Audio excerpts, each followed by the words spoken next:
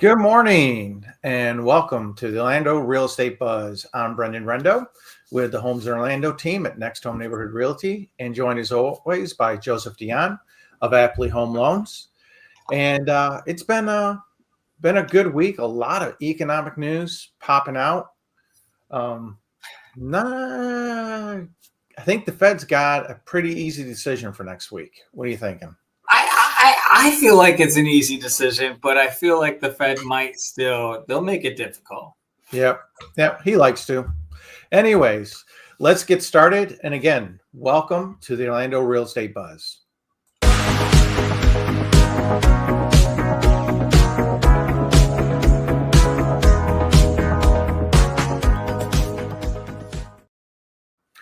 So, Joe, even though the federal government can't get their stuff together yet, as far as jobs numbers and some other reports, we have gotten some not so great news over the past 2 days as far as the jobs outlooks go.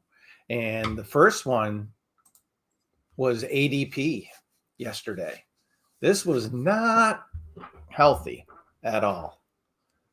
I mean, annual pay was up 4.4%. There's always some positive news there. Mm-hmm.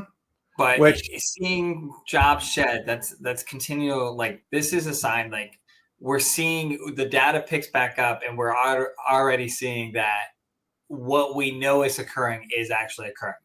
Yep. And we've talked about it, and a lot of times your gut tells you what's really going on. Less the numbers, less everything else. Just your gut does. So we've shed 32,000 jobs in November. Mm-hmm. Now, looking a little deeper into it, this was interesting because we're in what's considered the South Atlantic area, Florida, Georgia, that area. Mm-hmm. We shed nearly 78,000 jobs. Oof. That's a lot.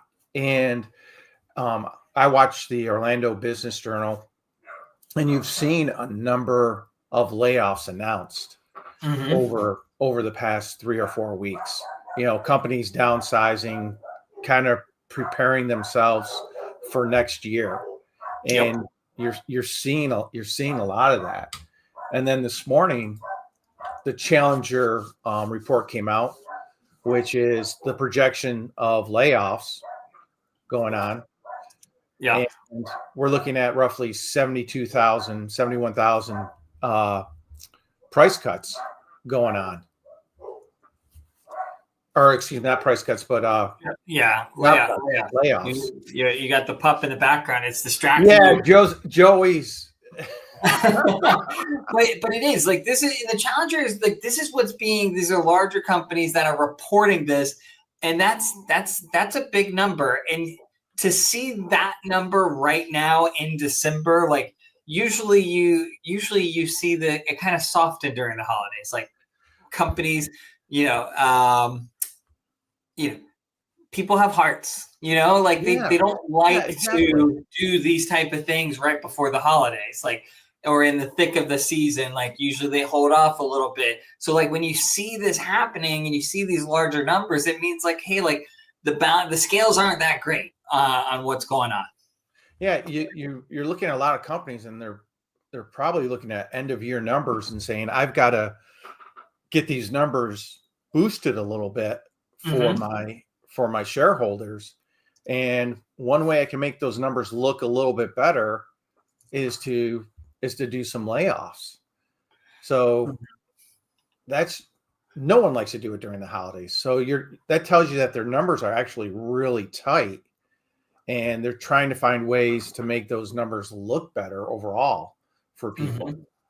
But looking long haul, these continued layoffs is not a good look for the overall economy whatsoever.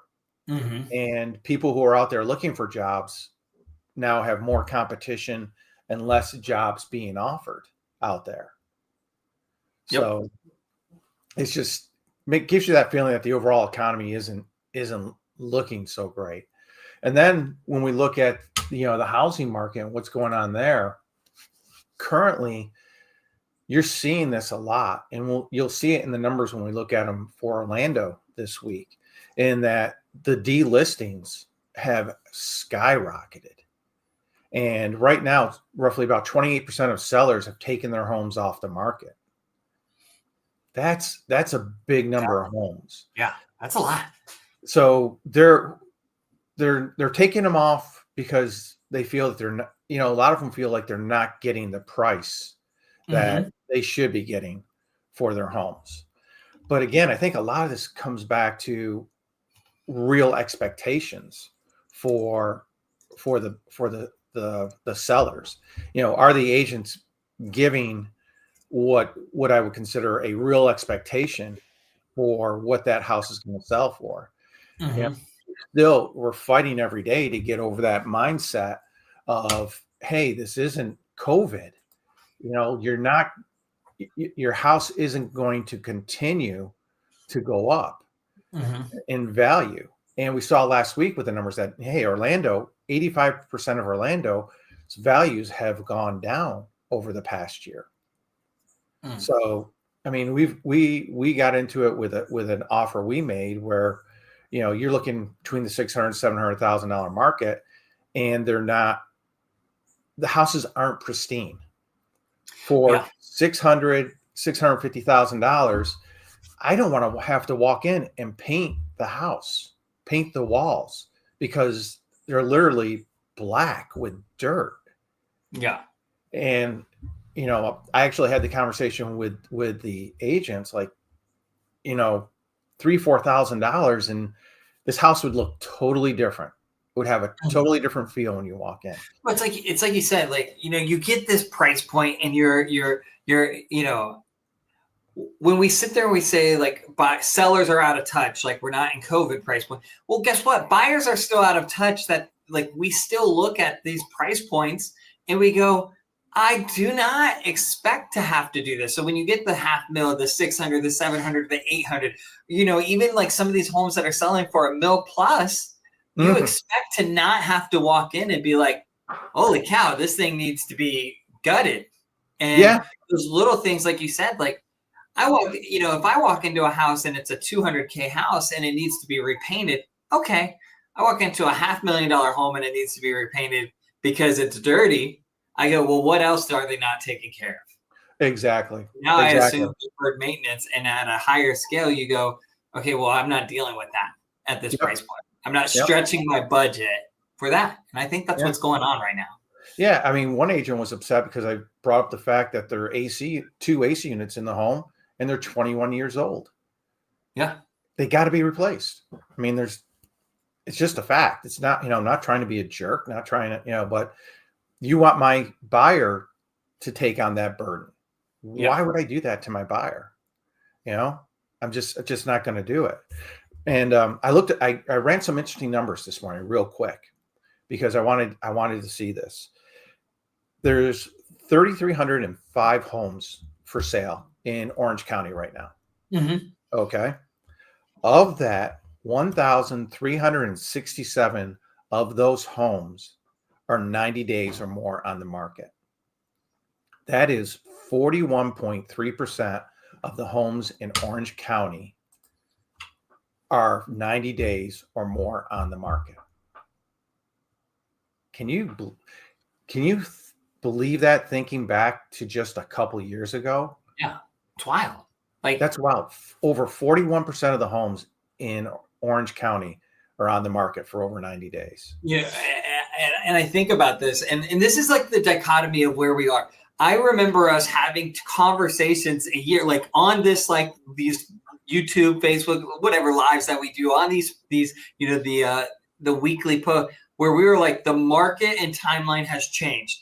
Like people are still acting like you're in a marketplace that was 15, 20 years ago of timelines for listing.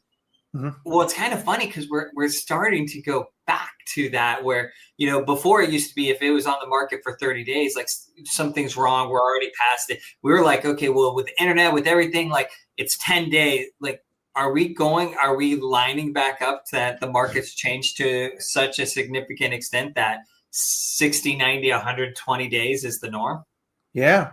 Is what a seller should be expecting now, but conversely, when it shows beautifully, it sells like that. Yeah. The homes that are taken care of. I've got a fantastic new listing that went live this morning, but he has maintained everything. You walk in, the house is spotless. You don't have to paint anything. You don't have to touch up anything. We went through, made sure, the few things that need to be fixed got fixed. Mm-hmm. And you literally, at a $400,000 price range, can walk into this house and just put your furniture down and not have to worry about anything. Mm-hmm. And those are the ones that are still selling. To me, it's I think a lot of realtors are afraid to have that real tough conversation with their sellers that, hey, 90 days on the market, there's something. You've got to have, if you're not getting showings, you're not getting feedback, but it just tells you. We've always gone by a rule of thumb that if I'm getting 3 showings a week on a house, I've got it in the ballpark. But if I'm getting 3 showings and I'm not getting an offer, then I'm a little bit high, So there's something, and to just let your house sit on the market and not either change price or go in and, from the feedback, hey, maybe I need to spend, $3,000, $4,000 to get this house painted to make it shine up a little bit, some simple things. I just think a lot of real estate agents are afraid to have those conversations with a lot of their sellers because they're afraid of losing the listing. So, but that kind of rolls into what Zillow's showing as far as discounts that are being provided. Based on their October numbers, these are some of the largest discounts that we've seen on houses in a long time. The average discount right now is roughly about $25,000 per house. Which, when you think of when we go through our numbers, that's pretty darn close to exactly what it is here in Orlando. Yep. So there's plenty of opportunities, and the pool of buyers is so small that sellers you're going to have to adjust. And right now, what I have to say to buyers though is, boy, this next month can be an absolutely fantastic month to go out and get a house under contract. And Joe, I know this for a fact, can still get it closed before the end of the year. Yeah. So that you can get your homestead. If we get it you get under contract before the end of the weekend, I feel good. I've seen him do miracles for me. So just letting you know. Okay. He'll use some of that Christmas magic that's in the air. So, but you're looking at the discounts that are being given, and then the builder sentiment has decreased. And here's the big thing with them right now: they've cut on 41% of their homes, their sales prices. Wow. So builders are cutting prices, sellers are cutting prices. We're negotiating discounts. So as a buyer, this month really can be one of the best months for you to get out there and take advantage of what's going on in the market. And with all this going on, we went with the Fed. What were we at about 2 weeks ago? About 43%, 37%? Yeah, below 50% on a Fed rate cut. It was wild. Rate cut. And you've seen a little tippet in the news. Oh, if we think the Fed signaled. Right now, we've jumped to an 87% chance that the Fed's going to cut next week. I think it's a definite right now. I think it's a definite, especially after the Challenger report and the ADP report, that they are going to cut next week. Now, here's the problem: is over the past several cuts that we've seen, what has happened to the mortgage rates the day after? They've gone up, but this might actually be a little bit different. You know why?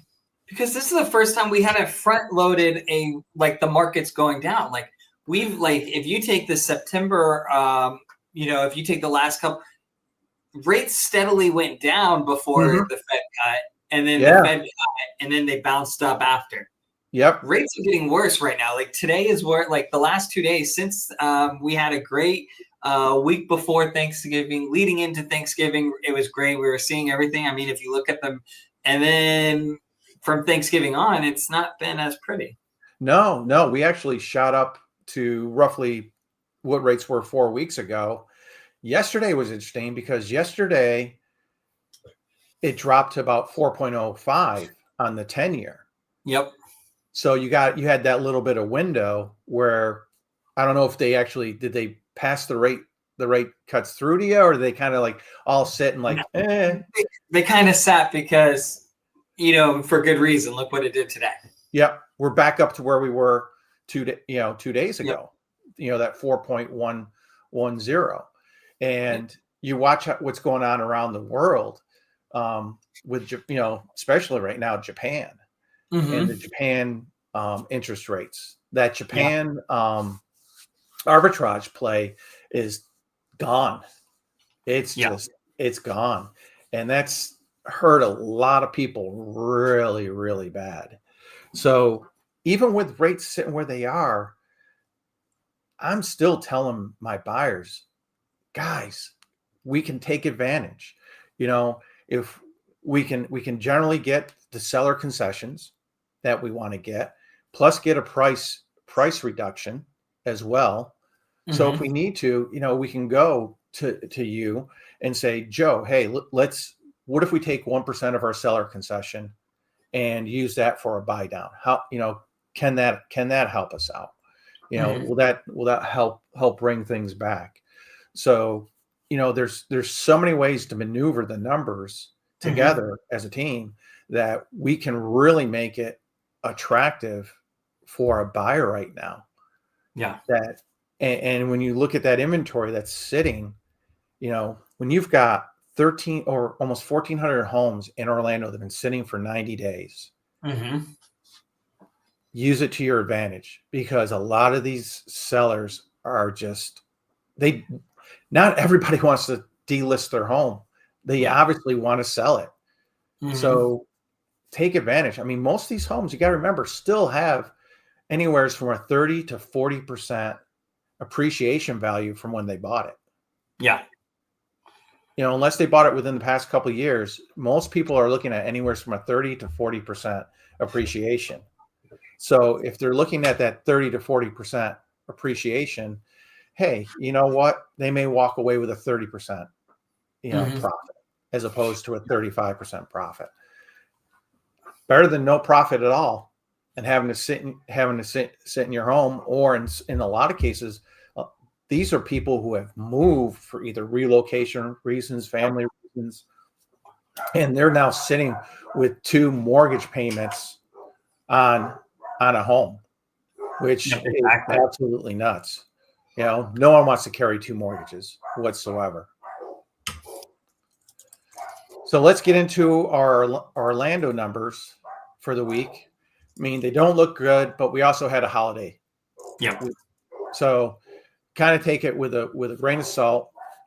We've dropped down to 296, which is an extremely low level. But again, it was a short week. But here's the big thing. We talked about the number of sellers taking properties off the market. We decreased 183 listings. So that tells you that people aren't listing homes. People are taking homes off the market. So the number of homes that are out there is less and less. Then the condos, I mean, my gosh, we dropped to 73. Oh, I just hate talking condos whatsoever. Really do. But their inventory dropped a little bit as well. So, then we get into, months of inventory. So even with less homes on the market, the months of inventory is almost up to 7 months now. Mm-hmm. That's complete buyer's market. And then look at this over 10 million or over $1 million.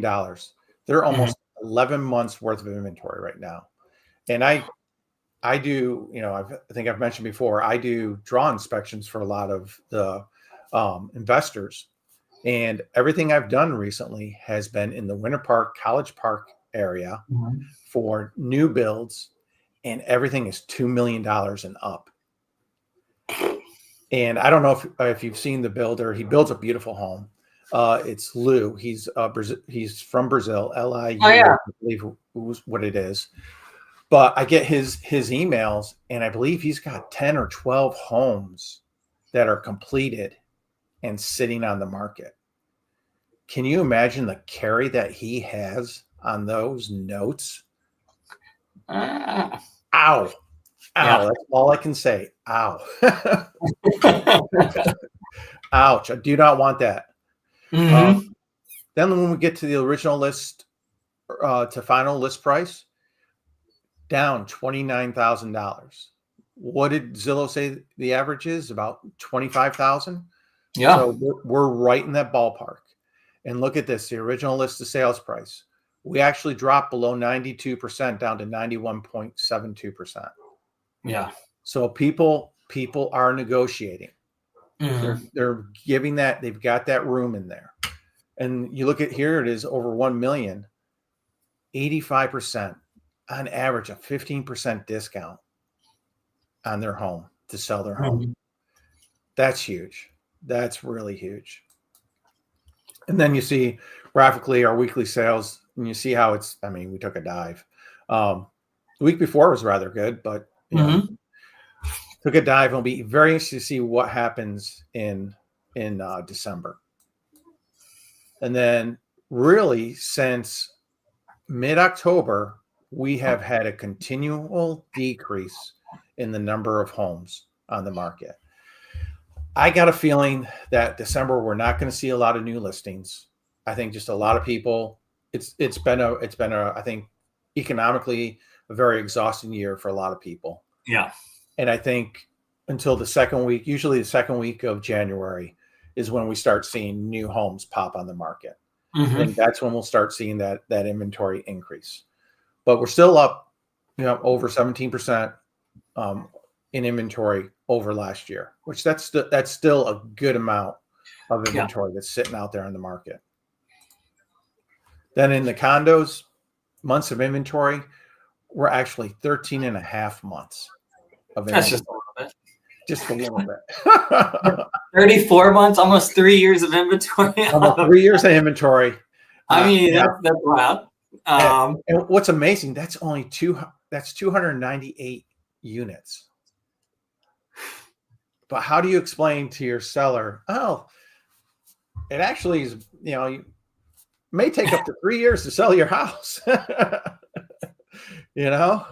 Depending on how it's priced. That's not a discussion I would love to have whatsoever. Yeah, that's a tough one. But original list to sales price, 92.5%. So again, plenty of opportunities out there for the buyers right now. If you're in a position in December, man, you have all the leverage is on your side as a buyer right now. Yeah. All the leverage. Especially if you find two houses that you're going back and forth on. Hey, nothing wrong with putting in two offers and seeing which one's willing to bend the most. Strategy, right? And use to your advantage. It's not always, because let's be real. Sellers used it to their advantage in 2020. They sure did. Yep. And that's something to use to your advantage now as a buyer. Like, there's so many different strategies and ways. And I remember, 5 years ago being like, sellers being like, we want no inspection contingency, no appraisal contingency. You're going to do this over ask price. You're going to do this. Oh, by the way, if you want to buy this home, you might have to sweeten the pot. I saw stuff where people were like, we'll buy you Super Bowl tickets. Yeah. We'll let you stay. The guidelines were you couldn't go over 60 days, but there were people trying to get, 90 days post occupancy out of it. And I remember a friend of ours, Josh's house. I think we ended up with 34 offers. Yeah. Did one open house and the place was packed the entire time. Yep. And got like 34 offers. And my gosh. Like, okay, let's go through them. Sat down at the table and let's go through them one at a time. No, no, throughout like the first 30 of them, because they weren't even close to what the other people were offering. And it was just absolutely amazing how it went. But now you're right. It's, hey, buyer, use it to your advantage. Well, they're looking at another house. Yeah, they are. Yeah. We're not, if it's not what we want, we're not going to bend. We don't have to bend right now. Yep. It's how bad do you actually want to sell this house? So anyways, great to see you again. Thank you all for joining us here at the Orlando Real Estate Buzz. We'll be back next Thursday.